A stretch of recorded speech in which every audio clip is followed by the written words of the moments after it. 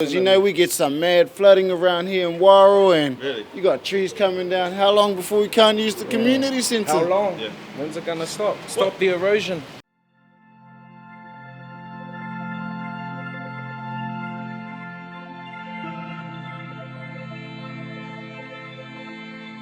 Over the past couple of days, we've been in Kawerau, Gisborne, now we've come to Wairoa, and the same themes keep coming through, that young people feel like politics and politicians can't positively affect their lives. They're incredibly eloquent when they talk about the issues that affect them and other young people in their area, but when it comes to politics, there's a complete disconnect. So basically, in Wairoa today, we're going to ask young people a very simple question. If you were Prime Minister and you had $1 million to spend in Wairoa, what would you spend it on? I'd buy Wairoa a McDonald's and a KFC so it can give our youth a couple more jobs out there, and because I love to eat McDonald's and so does my son. The children, brother. The children. Yeah. Invested in putting some new playgrounds around town. Maybe make a few of our blind spots a bit more safer. You know, I see them doing it everywhere else. Like in Flaxby and Hastings and stuff, they've got speed bumps when you're going down their little roads and stuff. And there's a lot of kids playing around and stuff, bro. So it's all about the old kids, the next generation. I'll tell you one thing. Maybe we can reinforce these riverbanks. Yep, because definitely. you know we get some mad flooding around here in Wairoa, and Really? you got trees coming down. How long before we can't use the community centre? How long? Yeah. When's it gonna stop? Stop the erosion. Better after high school training education for people, because there's not a lot of choice here, Yeah.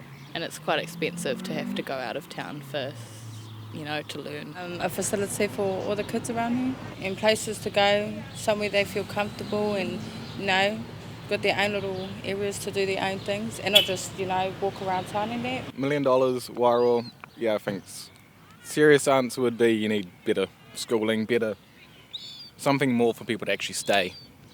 Because everyone, as soon as they finish high school or even through high school, they just leave. What's life like for young people around here? Is there much in the way like jobs and opportunities? Not really jobs, but there's hustles. You I can get your reckon hustle there's on. heaps of opportunities. Like you just got to make it happen. Sure. Yeah, But if we had a bit more to help it happen, yeah.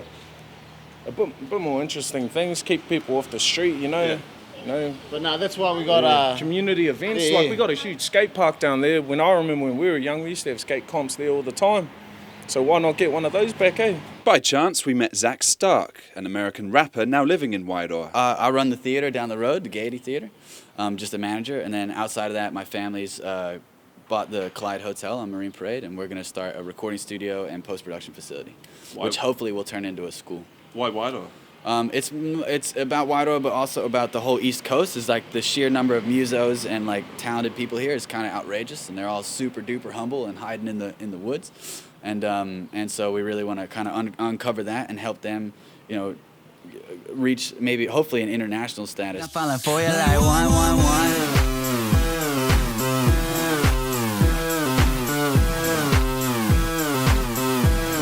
I'll ask you the same question I've been asking everyone else today. You've got $1 million to spend in Wairoa, apart from the recording studio and everything you've got planned. Yeah. What else are you spending it on? I think it's the same what the bros were saying earlier. It's just the riverbank, man. Like, it gets real rough when the heavy rains come, and forestry, and as you can see, like there's just logs upon logs in there. And when we first got here, it was emerald like every day. And then the past 2 years, we've only had a handful of good days. The rest of the time, it's murky. There's logs sticking out of it. I also used to wakeboard in Hong Kong, and we used to, run the river. But now it's kind of dangerous. Like if you fall over and you hit a branch or something, you can't see under the water. Like you're done. So that's kind of upsetting. I would, if it was me, I'd be trying to do that. Other than that, maybe helping the river mouth or something, or something on the ocean, like on the beach, because they did a public toilet there and stuff. But it's just such a beautiful stretch of beach. But there's nothing really to do other than go and hit up a campfire. I know that Napier and there, they've got like not gyms, but like equipment and stuff on the beach for that. Or they've done some picnic tables, which is cool. But we just need a bit more because they get crowded pretty quick, especially during lunchtime. A few minutes later, we met Craig. There's not really that much for us to do around here. There's no jobs, no opportunities. Pretty much we just walk around just wondering what the we can do with ourselves, bro. There's nothing for our kids. There's no shops, as you can see. Our town's dead. Yeah. And there's somebody getting rich around this town, but it isn't us. Does it feel like the government and those in higher places care about people like you? Yeah, they probably do, but if they do, they're making it hard to be shown. Like, we can't see that. Sure. Like I just told you before, I'm nearly homeless and I'm trying to look for a job and everything. And there's no one here who's trying to help me because I don't fit the criteria to some of these paperworks. Like, they've done a police check and I can't even get this house because of my past. Yeah. And I'm not a bad person, just I've made some mistakes in my life, and what do you do, bro, when no one's going to help you? These people in high places are supposed to be looking after us.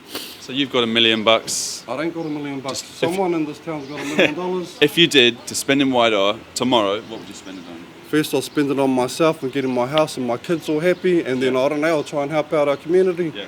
But I can paint this town up, it looks like sad. Yeah. People just come through this town, there's nothing, there's nowhere. Do you feel like politicians and political parties care much for regions like this and areas like Wairoa? Hell no.